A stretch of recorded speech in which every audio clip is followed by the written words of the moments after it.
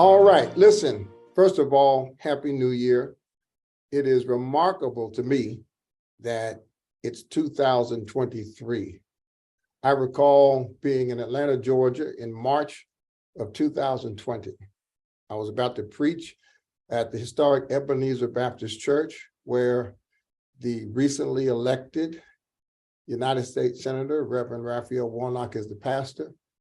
And we had a strategic decision to make because the governor of New Jersey, as other governors around the country, shut the state down. And that was the beginning of the pandemic called COVID-19 and the institutional responses. And I can tell you without fear of being contradicted that from that day, March of 2020, to now, January of 2023, it seems like 2 weeks. The time has flown by, but thank God, out of the millions of people who lost their lives during this pandemic, we're here. And so I'm grateful to God for another year, and I'm grateful to you for your prayers, your support, your partnership, your fellowship, and of course, your being here today. Now, this is the beginning of a weekly series. Some of you recognize the name Ask the Expert. We're going to commit to bringing to the public experts, almost all of whom will be African-American, not everyone, but almost all. All of them have specific expertise in the area of personal finance, and all of them are partners with the dfree financial freedom movement. My co-host and at some point host is Brittany Smallwood, who you've seen at FinFest. You've seen her on Ask the Expert.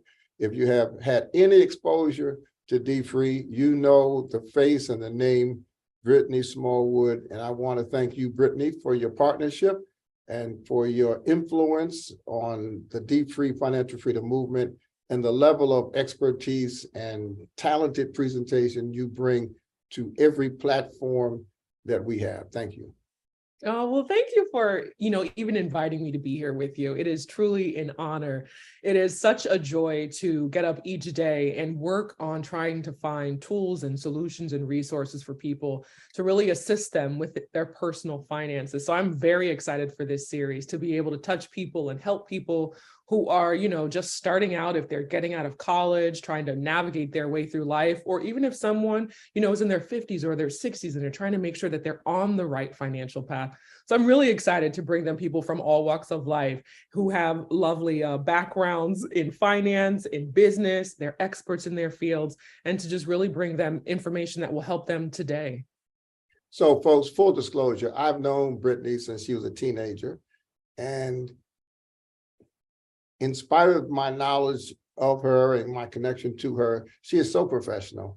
She's so articulate. She's so poised. It's almost intimidating. I was telling some people that if you talk to Brittany, even informally, you feel like you're on Good Morning America. She's just trained and she's so high class that sometimes I feel like she ought to just take this and leave me out. So Brittany, thank you for being you. And listen, we have one of my favorite people as our special guest today to help us think through strategies for 2023. And I know based on your comments throughout our various meetings, she is definitely one of your favorite people. She is a certified financial planner. She is a new author. She is a preacher, teacher, and I just love her to death, Dr. Nicole B. Simpson. Nicole, welcome to the first episode, this first segment, the first moment that we are releasing into the 2023 atmosphere under the banner of Ask the Expert. Thanks for being here with us. Thank you so much for inviting me. It's such a privilege to be here. Happy New Year to everyone who is committed to being financially free. And thank you so much for having me on today. Brittany, you are equally as amazing as Pastor Soris has indicated. And I just value and reverence who it is that you are, Pastor Soris. So thank you so much for allowing me to share in the dfree platform. So Nicole, before Brittany asks you the very hard question. Let me ask you a very simple question. It's now January. We're already into the month. What are some of the things people should be doing already in this new year? I started cleaning my office and going through junk mail and unsubscribing from email in December. What should people already be thinking about and doing in January 2023?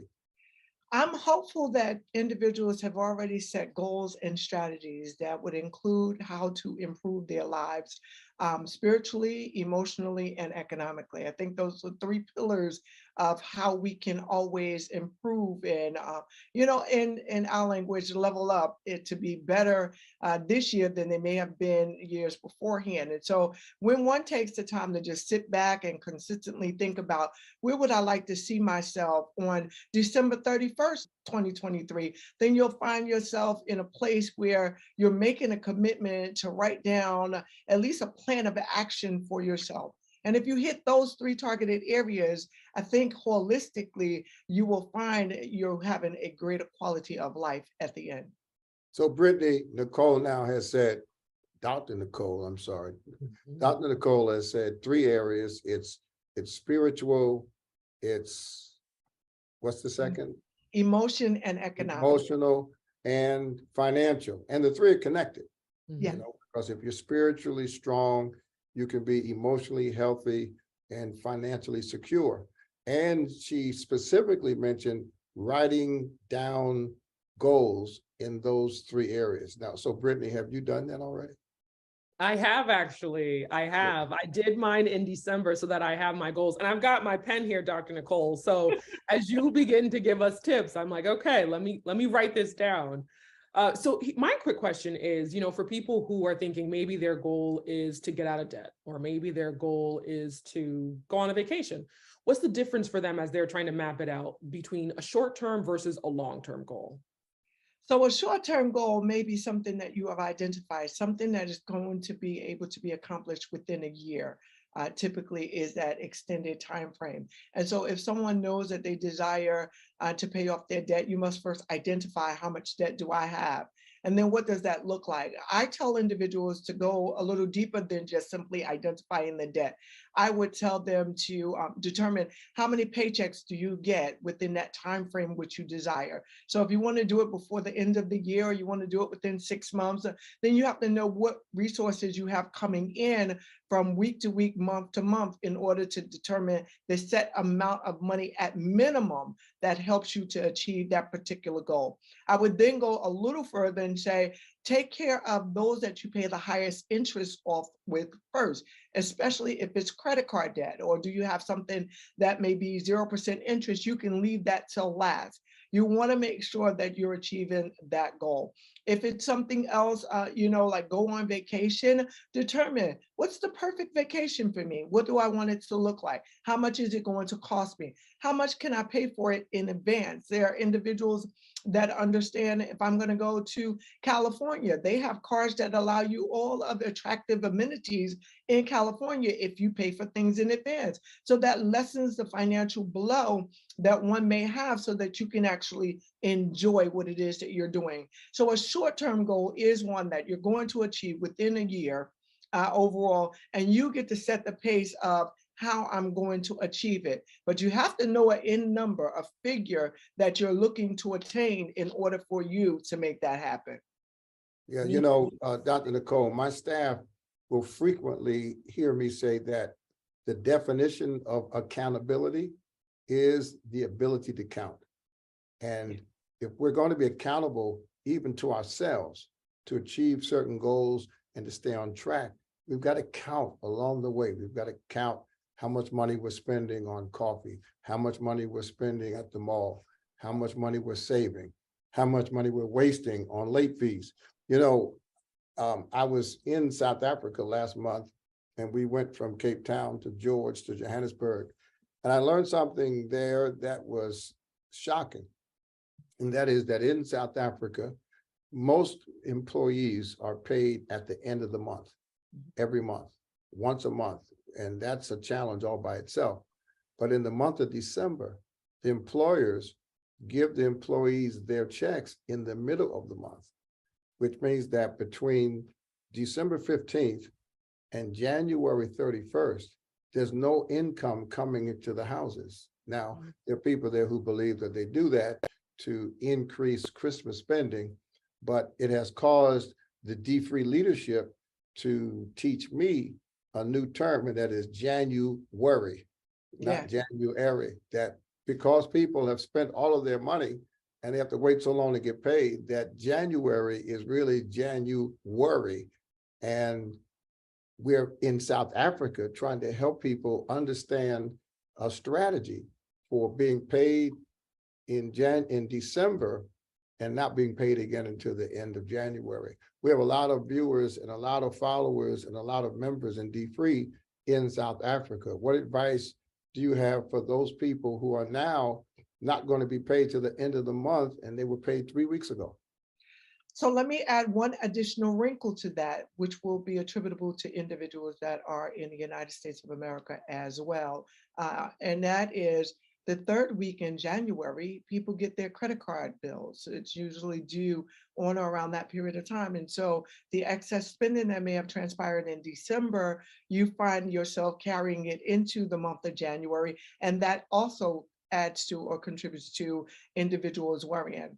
Unfortunately, there's no, short answer to that. You really have to systematically plan in order to ensure that you will be fine over a period of time. So to any individual, based off of what your pay schedule is, it is critical that you begin to exercise discipline and begin to set aside X amount of dollars so that you can sustain yourself for an extended period of time. You oftentimes see this with teachers, those that are in, there are teachers that may teach over a 10-month period of time, and they're off during the summers, and they're given the option of not receiving a paycheck and get a higher paycheck over the 10 months. And so they have to learn how to budget and manage during those months overall. And so when we know that we operate accordingly to a pay schedule that may pay you once a month or twice a month or however that operates, it may take you some time, but you must be vigilant in setting aside X amount of dollars that will at least allow you to cover the bridge or carry the gap between one paycheck to the next, no matter what pay period that may look like. See, this is why we love you. You didn't even know what we were going to ask you, and you just pop off those answers. I just love you. Yeah. Well, thank you. But 30 years, I ought to have an answer for the question that you may ask. Yeah. Speaking of 30 years, Brittany, in the dfree curriculum, early in the process, we encourage people to speak to financial professionals. And one of the reasons we wanted Dr. Nicole to help us get started is because she is a financial professional. So I know what Reverend means. I know what doctor means. But we may not know what CFP means. I see CFP on the screen behind your name. Explain, please, what is a CFP and why should we even care what a CFP is?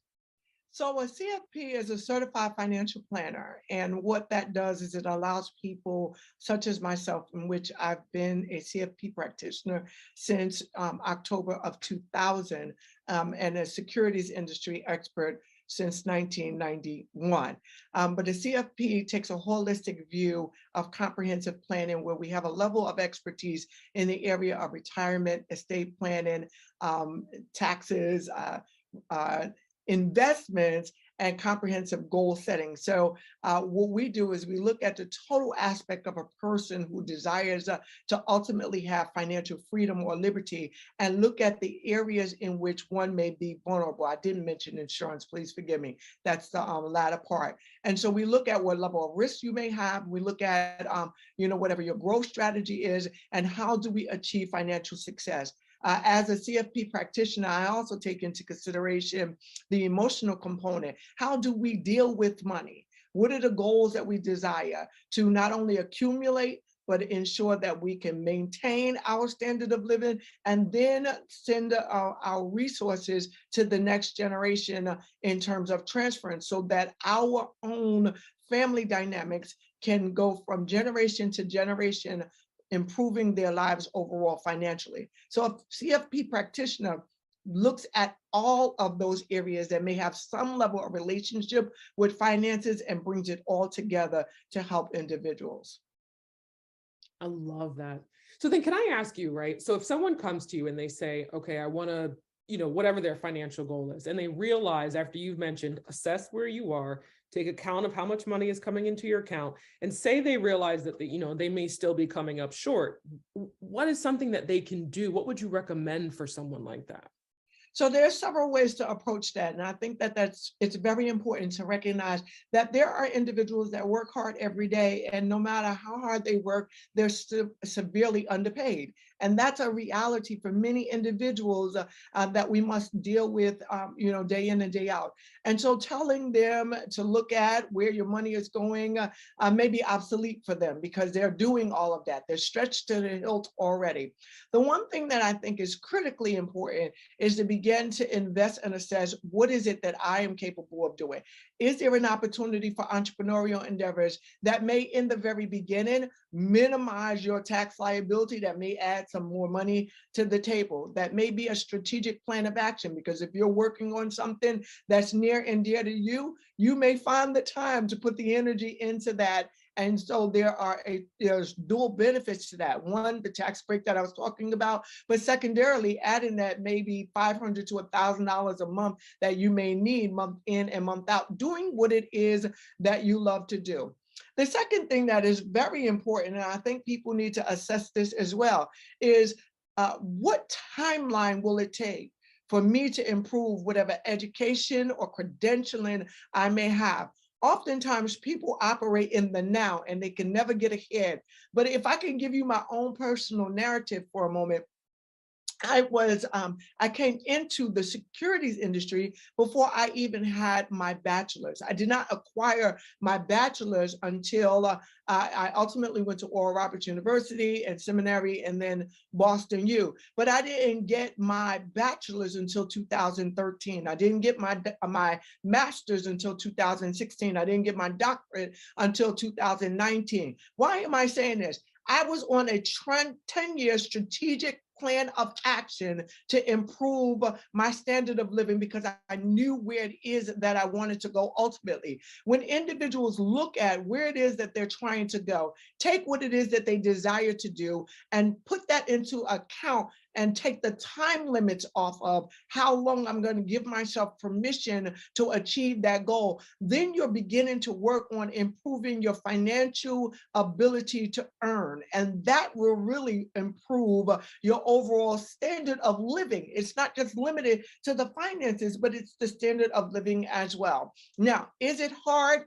Absolutely. If you look at it from a broad perspective, will you have some down years? You absolutely will have some down years. In 2015, my mother passed away. I can tell you story after story that says certain things might be hindrances or pitfalls in where it is you're trying to go. But if you stay the course in achieving a goal that will improve your economic opportunity to earn, then you can get yourself out of the place of poverty that you find yourself in. It will take hard work. I promise you, if you get an accountability partner that's looking to achieve the same goals, you will find what is necessary and you will be pleased with yourself, whether that goal is 1 year, 3 years, 5 years, or the decade that I committed to improving Nicole B. Simpson. Listen, Oh, I love it. you're making me mad, actually. I mean, because my wife cooks so well that it's almost hard for me to go to a restaurant.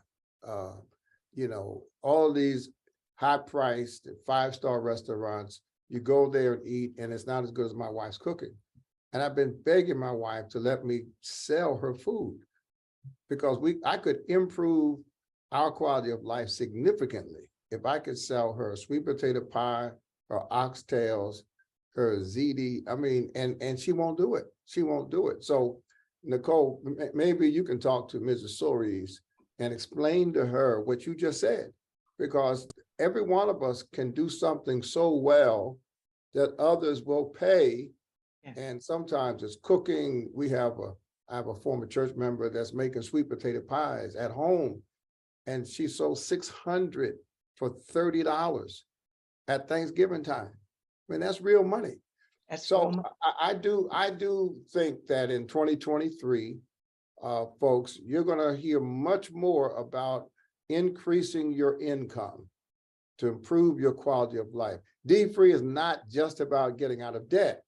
I mean, the road to financial freedom begins by saying yes to no debt. That's the name of the book and the curriculum. But once you say yes to no debt, the question is, how can you improve your quality of life by increasing your income? And Dr. Nicole just gave us a great motivational segment on how to think and what to do. Now, you made me so mad, I almost forgot everything else I want to talk about. But I love the fact that you're a certified financial planner, and you were very descriptive of what people can expect when they come to you. I need to pause now and also thank Prudential. You know, Prudential sponsored this whole series. And not only are you on our team, but Prudential provides all of our followers and our members and our loyal supporters with free financial advisors. And so anyone who has never talked to a financial professional, you can see why you should. And if Nicole is all booked up because she's got so many clients, Prudential has unlimited resources to offer all of those. You can go to dfree.com/get help. And if you are drowning in debt, or if you need to talk to a professional, you just go to dfree.com/get help, and we'll connect you with someone who can look at your entire picture and help you make some decisions about your future. Brittany, Nicole is a podcaster, and she's an author, and I was honored to have a peep into her first book. I think, is it your first book, Nicole? It's book number 7. It's the first book I saw. Yes. And I'm so grateful to you. And let me just pause for a moment and just say thank you so very much. This book is called The Quiet Shift: Navigating Through the Emotional and Economic Impact of Aging Parents in the Family. And it's really talking about, and what really affected me is that I kept seeing potential generation wealth be squandered with the loss of a primary asset, even at the tender age of 30. I thought it was going to be my first book, but life kicked in and 9/11 happened. But even at the tender age of 30, there were parents that looked like me and grandparents that were purchasing homes, leaving it to the next generation, and they were losing it. And Pastor Soares, you thought it not robbery to write the foreword for the book. And as I indicated, you're not only a master storyteller, but you just took the heart of what it is that we're trying to translate in the book. Myself and my co-writer is Sharon Stanford, and you really let people know this impacts everyone. Parents get older.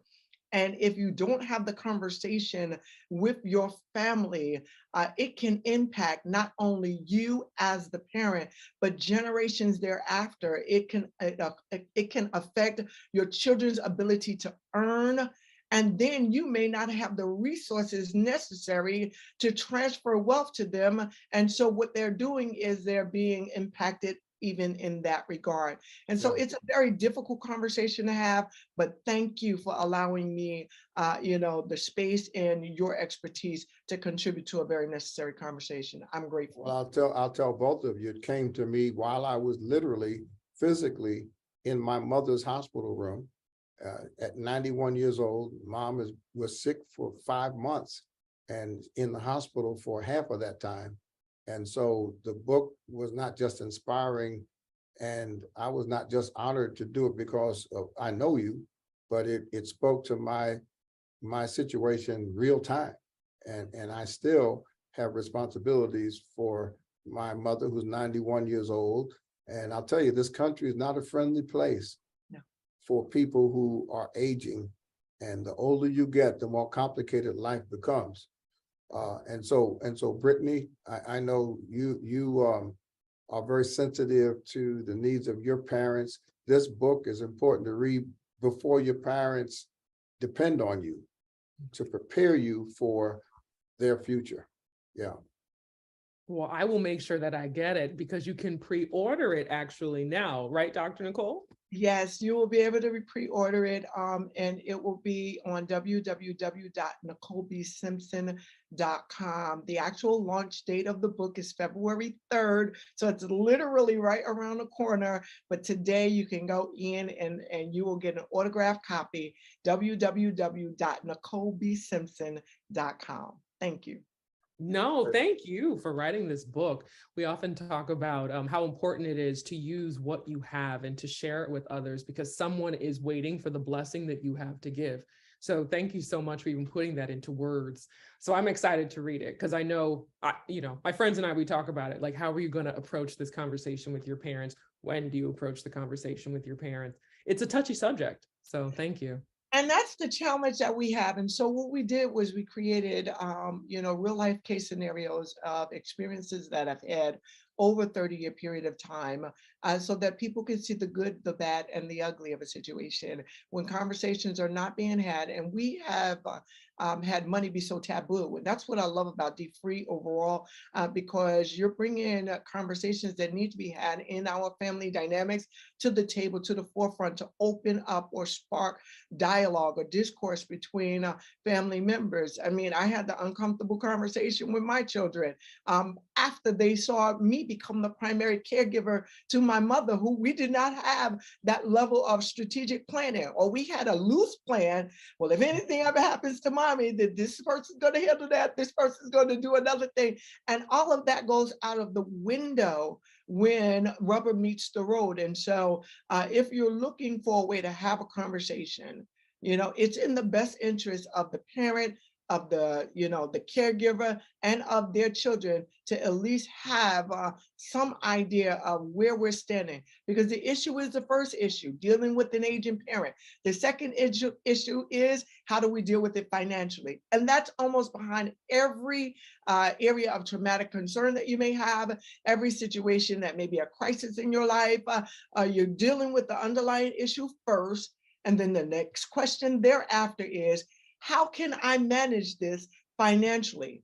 So if people really want to be on track for 2023, after this season of COVID, to which I think in the beginning you articulated it well, Pastor Suri's, in regards to this period of time from March 2020 until presently, how it feels like it just flew away. But if we have not realized how valuable life is and how necessary a plan of action for the inevitable and the unknown is, this is a perfect opportunity to put something strategically in place that deals with your overall mental well-being, your spiritual dynamics, and your economic stability. Because if you don't do it, then life will control you and you will find yourself faltering in each of those three areas. There are two words I want you to address. The first being stock market. Well, no, stock market is not a word, it's a term. But the stock market has been going down over for more than a year.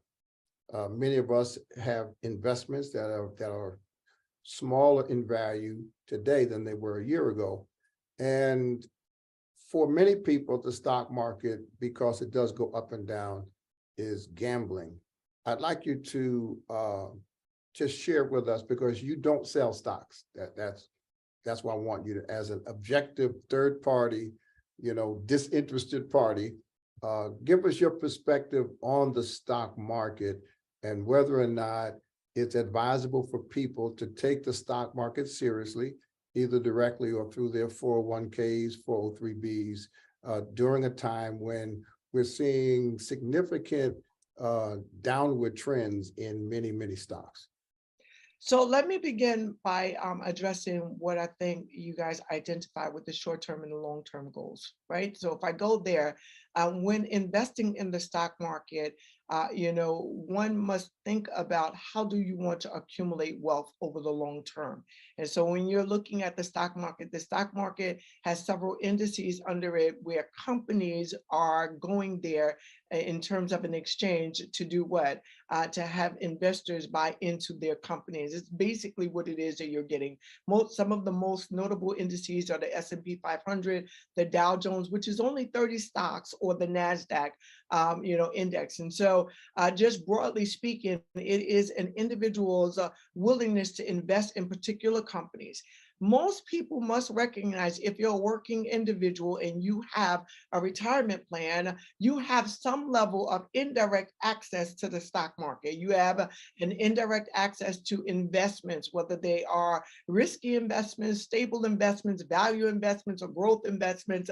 And so you ought to be considerate or concerned about where your money for retirement is going to be. I will say this also, it is one of several vehicles to accumulate wealth over time, but it is a most powerful way for individuals who really desire to be financially free to achieve that particular goal. I want to start off by saying every individual ought to look at it from this lens. You're finding yourself that if you do nothing, if we look at interest rates and inflation in 2022 alone, what transpired? We've had inflation go up, which means your dollar value that you have is not purchasing what it used to purchase. So you could take $100, go to the grocery store, and you find that it's not buying what it used to buy because inflation has been at all-time high. We've seen interest rates go up in more in 2022 than it had for the previous 2 decades, literally since the year of 2000. And so now it's costing more money to borrow. What the stock market does when you're properly invested is gives you an opportunity to sort of keep up with that level of where your resources are through some level of investment, so you can achieve the goal. As far as individuals indicating that it may be gambling, I fear that 2020 has contributed to that notion overall. We have many more individuals interested in investing overall, but they've gotten into something that may have not been truly tested and tried yet, and that is, i.e., cryptocurrency and things of that nature. And so there's risk factors that are associated, and individuals have gone in as individual investors, negating the fact that they need to sit with a planner, advisor to do what? To create a strategic plan, determine what level of risk one is willing to take in order to get involved in the stock market in accordance to what is tolerable for them, so that they understand the mechanisms of companies growing over time, the risk that they're taking over time, the risk versus the reward of a thing. And when you understand it from that lens and understand the need for it, then you will approach it differently. You will approach it more strategically to recognize that it's not gambling as many people have seen it, but there are some risks that are associated with it. And I will finally end with this. There are risks with doing nothing as well. So design something that makes most sense for you. All right. Well, I think you made that clear. The bottom line is the stock market's okay, but not for short-term investing, but for long-term investing and creating wealth. Brittany, I have one more question that I need to ask, but I don't want to preempt your questions.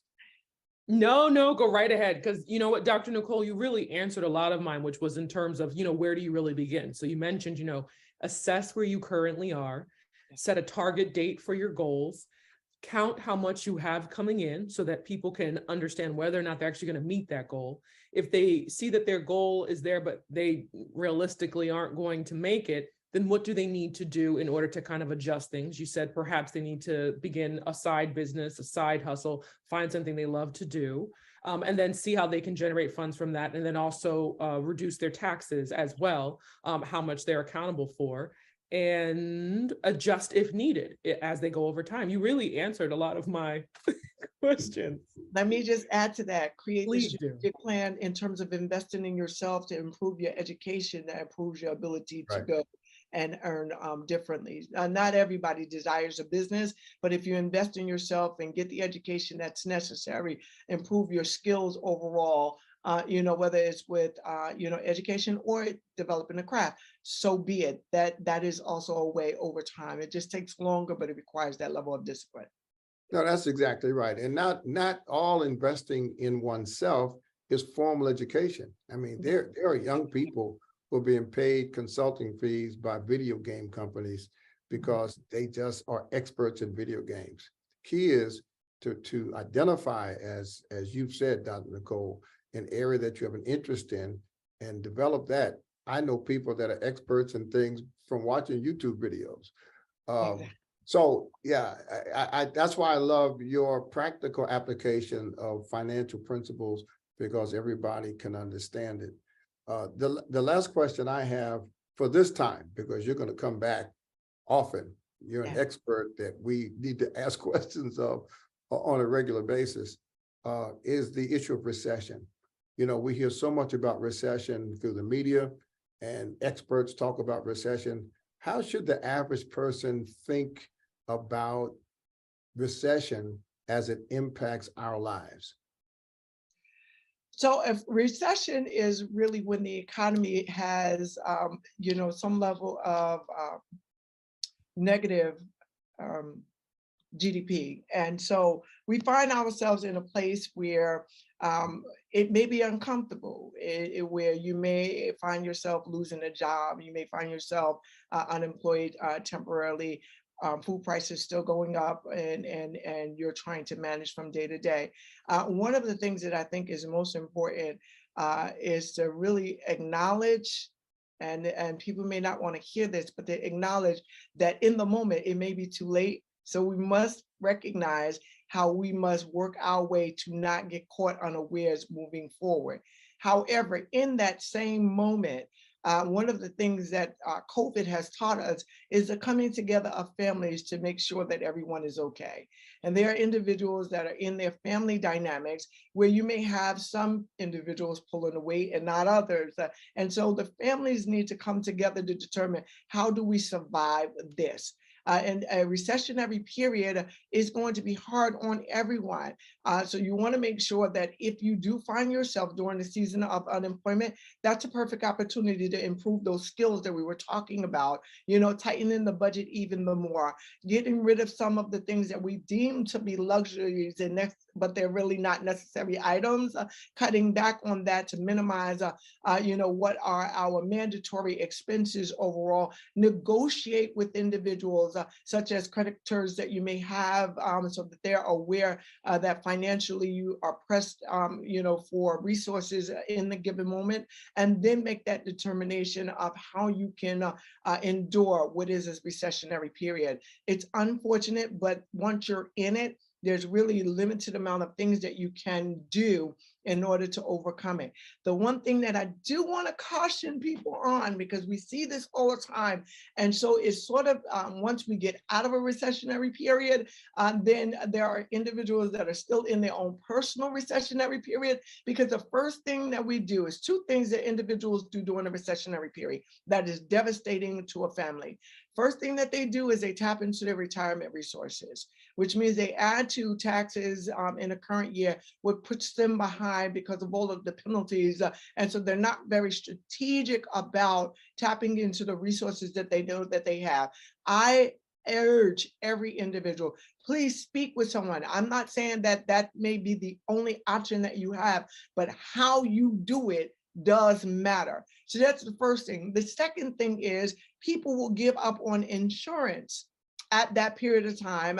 And that is like playing Russian roulette. Those are two areas of vulnerability in a recessionary period that affects us, and I would say us as minorities, more than any other culture and community. And we've got to be extraordinarily careful about how we operate during those periods of time. So please, you have resources through Prudential at your fingertips. Please utilize them so that you understand recessions are hard for everyone, but there is a way to navigate through. finally, don't let the next recession catch you ill prepared. If you would allow me to, we have a financially fit boot camp that is taking place right after this show airs. So register, it's free, where we're going to talk about debt reduction. We're going to talk about how to leverage the benefits that are on your job. We're going to introduce you to individuals that may have that skill set or that gift that may be able to bring forward economic resources. And we'll give you a little bit of information of what does it mean to invest for the long term. And so it's a financially fit boot camp. This is the best way in order for you to determine that you want to be financially free and achieve that particular goal. So check us Yeah. out. You know, I only mentioned recession because it's all over the news, and the news media creates a climate that can cause many people to panic. The fact of the matter is, most Black people have had personal recessions and family recessions all their lives. Yes. So when the nation has a recession, it's really talking about people who were making certain amounts of money who are no longer making those amounts of money. But for the average Black family, we have been in recession all of our lives. And so there's no need for us to panic. But as Dr. Nicole has said, we have to plan, plan, plan. You know, the old adage is, if we fail to plan, then we plan to fail. And that's what I wanted you to address in discussing recession. Every news outlet in the country is talking about recession, all the economic experts, but the same strategies that dfree teaches when the country is not in recession are the strategies that we need when the country is in recession. I plan to promote your boot camp as widely as I can, and I'm hoping all of the dfree listeners and observers will participate in your boot camp, because you're teaching the exact same principles. And sometimes people can hear it from you and they'll appreciate it in ways that they don't appreciate it when they hear it from me. So we want all of the voices that we can assemble to help our people make financial decisions. In our curriculum, we urge people to spend at least 7 minutes a day focusing on their finances. Open your mail, read your interest rates, read letters of interest, go to boot camps, subscribe to YouTube, but and subscribe to Ask the Expert. Sign up, like, share, and subscribe to ensure that every expert we bring is someone that'll pop up in your, I think you call them timelines or your feed or whatever it is, but we want to pop up to remind you that every week of 2023, you'll have an opportunity for experts, and we'll have special events. We've got FinFest coming up. Go to our website, dfree.com, and explore all of our resources. Use our calculators, visit the events that we've had, and the life that you save and the legacy that you leave will be your own. All of this is free. We're here to serve and not to profit. And I just thank you, Dr. Nicole. Thank you, Ms. Brittany, for your expertise and for your inspiration and your informed answers and questions. And I look forward to being with you, Dr. Nicole, many, many times this year. Thank you. On Ask the Expert, sponsored by Prudential, offered by dfree Financial Freedom Movement. Thank you again, Reverend Sories and Brittany. I just want to appreciate the fact that you've allowed me to grace your presence on Ask the Experts. It is my privilege. And if anybody out there wants to be financially free in 2023, being with the dfree movement is the place where you want to be. Again, I am humbled by the fact that you, Dr. Sories, took the time out to write the foreword for my upcoming book, The Quiet Shift, Navigating Through the Emotional and Economic Impact of Aging Parents in the Family. I believe that this will really help families become committed to improving their entire family dynamics overall. And so we look forward to having more healthy discussions. And I'm grateful that you've given me an extension to come back again and again and again. I'm going to take you up on that. And finally, for those of you that desire to be a part of the Financially Fit Boot Camp, our first class begins on Monday, January the 9th. For further information, you can go right to www.daretodreaminstitute.com. I'm always privileged to join forces with you guys. And don't forget, there's Dare to Dream with Dr. Nicole right on the dfree platform. So see you in 2023. Let's be financially free. I love it. Dr. Nicole, it is always a pleasure having you. Thank you so much for joining us. Thank you.